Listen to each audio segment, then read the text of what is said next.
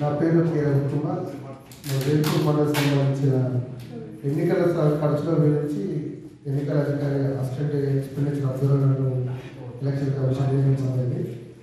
మీకు ఈరోజు ఈ అవగాహన సదస్సు ఏర్పాటు చేయడానికి మన ఎండిఓ గారు ఎంఆర్ఓ సహకారంతో ముందుకు వెళ్తున్నాం.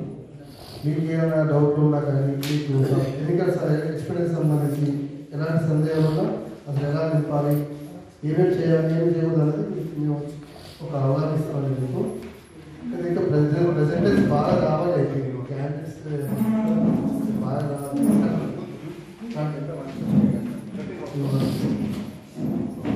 ఓకేనండి.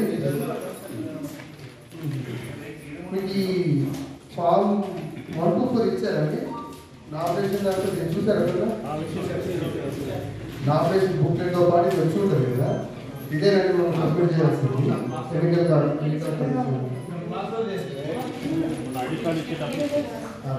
ఇది మెయిన్ మన అకౌంట్ ఫామ్ మన భాషలో. దీంట్లో మీరు రోజువారీ ఖర్చులు ఏమేమి ఖర్చు పెట్టి ఉన్నారు, దేనికి సంబంధించిన ఖర్చు ఏం పెట్టి ఉన్నారు అనేది మొత్తం డీటెయిల్స్ దీంట్లో రాసి దీన్ని ప్రతి పేజ్ పైన సైన్ పెట్టి మాకు సబ్మిట్ చేయాల్సి ఉంటుంది.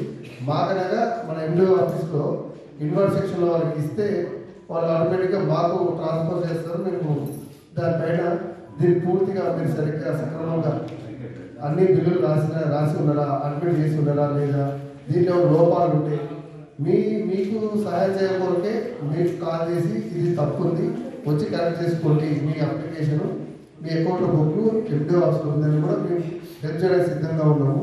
ఇది ఎంత ముఖ్యమైన విషయం అంటే తారీఖు ఆ రోజు మీరు చేసిన ఖర్చులు ఏమేమి ఖర్చు పెట్టి ఉన్నారు అంటే ఒక 5-6 రకాల రెగ్యులర్ వచ్చే ఖర్చులు, పాంప్లెట్స్ పంచడము, లేకుంటే మన మీకు సహకరించే వ్యక్తులకు హాస్పిటాలిటీ అంటే అనగా భోజనాలు ఏర్పాట్లు కానీ, మీ గుర్తుకు సంబంధించి ఇంకా వేరే ఆర్టికల్స్ రూపంలో అంటే మీకు వచ్చిన గుర్తుని అది ఒక టాయ్ రూపంలో తయారు చేసుకొని చేయడం కానీ ఏవైతే ఉన్నాయో ఇవన్నీ ఆ రోజు ఒక 5 రకాల ఖర్చులు పెట్టి ఉన్నారు అనుకోండి. 5 రకాలు ఆ టోటల్. ఒక రకమైన ఖర్చు అంటే పాపులేట్స్ ₹1000 అని అనుకున్నాం. ప్లీజ్ మేము నిజామాబాద్ నుంచి మీకోసం వచ్చామండి, ఓపికతో వినాలి. ఎందుకంటే తర్వాత తప్పు చేసిన తర్వాత మేమేం చేయలేమండి. తప్పు రాసినని పైకి పంపిస్తే మీకు చాలా ఇబ్బంది జరుగుతుంది. చాలా ప్రతి వ్యక్తి ఆదరణ విధంగా అని చెప్పి ఉన్నది. మీరు మాట్లాడుకుంటే నేనేం చేయలేను, చెప్పడం ఆపేస్తాను. కొంచెం వినండి, ఫోన్లు ఆపండి.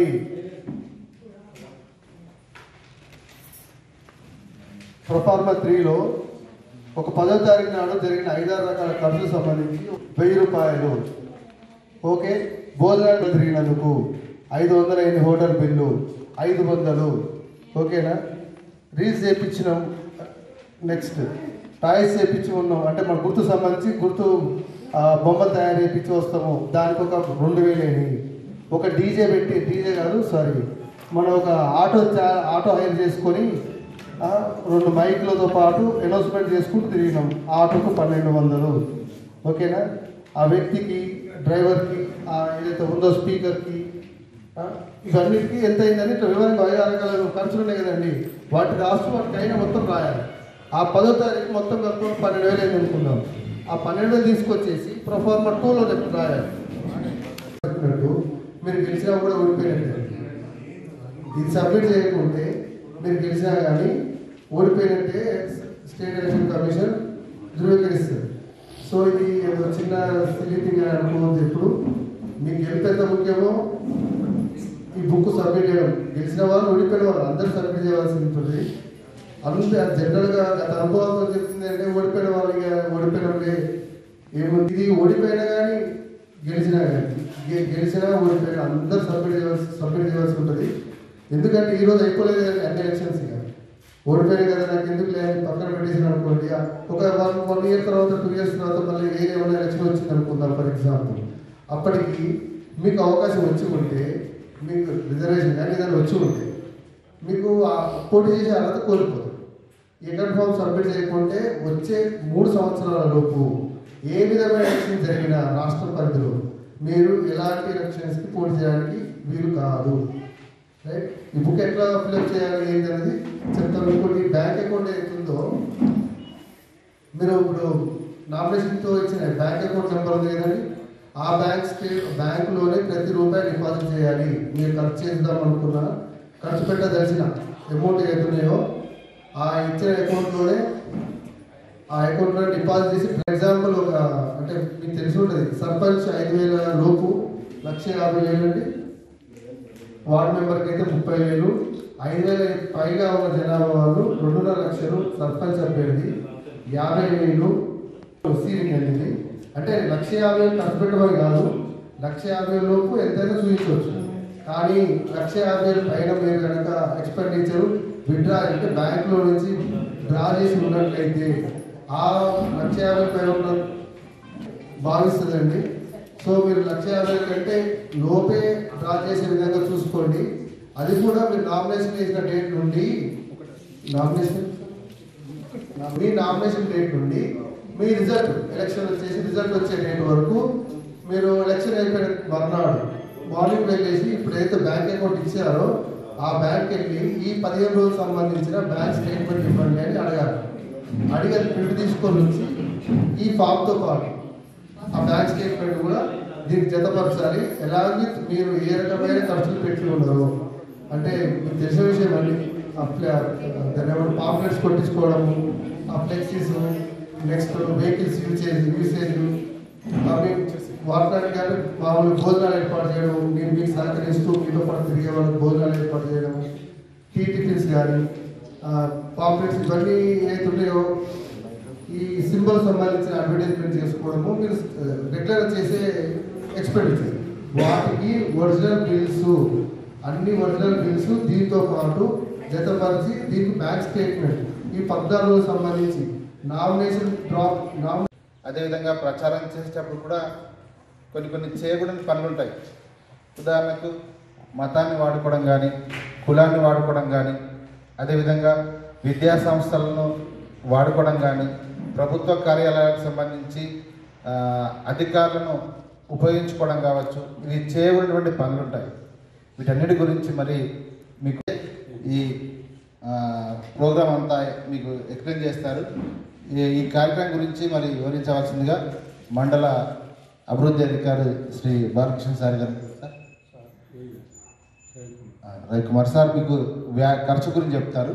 మరి ఇంట్రడక్షన్ ఇవ్వాల్సిందిగా మరి ఎండో గారిని కోరుచున్నాం. స్టేట్మెంట్ ప్రింట్ తీసుకొని దీనికి పెట్టాలి. వితౌట్ బ్యాంక్ స్టేట్మెంట్ మేమేమనుకుంటాం అంటే మేమున్న రచయిత మీరేమనుకుంటుంది ఏం ఖర్చు పెట్టలేదు కాబట్టి ఆయన ఏమి ఇవ్వలేదంటే అయిపోయింది అనుకోవచ్చు. ఎట్టి పరిస్థితుల్లో 0 అయితే 0 ఇవ్వాలి. అంటే సహజంగా 0 అనే అంశం రాదు. ఎందుకంటే నామినేషన్ ఫీజు అనేది 1000 ఉంటుంది. 1000, 2000 as per your reservations. Okay. So 0 అనే అవకాశం లేదు ఇక్కడ. 0 లేనప్పుడు ఎంత ఉంటుంది? మినిమం ఏం ఖర్చు పెట్టలేదు అనుకోండి మీరు, సరే లేదు పెట్టలేదు, వాస్తవమే పెట్టలేదు. ఆ పెట్టింది ఏదైతే ఉందో నామినేషన్ ఫీజు సంబంధించిన 2,500, 1000 రూపాయలు అదైతే డిపాజిట్ చేశారు కదా, అది కూడా ఖర్చు కిందనే భావిస్తాం మేము. దాన్ని ఒకటే డేట్, ఒకటే ఎక్స్పెండిచర్ అని సైట్ పెట్టేసి పంపించారు. నిజంగా పెట్టని వాళ్ళు పెట్టి కూడా పెట్టలేదు ఇచ్చారనుకోండి, ఇందాక మన గౌరవ ఎంఆర్ఓ గారు చెప్పినట్టు ఎఫ్ఎస్టీ టీం తిరుగుతూనే ఉన్నాం. వాళ్ళకి ఎప్పటికప్పుడు సమాచారం చెప్తూనే. సాధ్యమైనంత వరకు నేను అందుబాటులో ఉంటే నాకే ఇచ్చే ప్రయత్నం చేయండి. నేను లేని చోట నాకు ఫోన్ చేసి మా ఆఫీసులో కార్యాలయంలో అప్పగించండి. ఈ ఎన్నికల వ్యయానికి సంబంధించి జిల్లా ఎక్స్టెంట్ ఎక్స్పెండిచర్ అబ్జర్వర్ అంటే మీరు పెట్టే ప్రతి ఖర్చును స్టేట్ ఎలక్షన్ కమిషన్ తరఫున నిర్వహించే అధికారి దీనికి సంబంధించిన పూర్తి వివరాలు తెలియజేస్తారు. మీకేమైనా డౌట్ ఉంటే అన్నీ విన్న తర్వాత మీరు ఏమైనా డౌట్ ఉన్నా సందేహం ఉన్నా కానీ సార్ని అడిగి తెలుసుకోవచ్చు. అందరికీ నమస్కారం.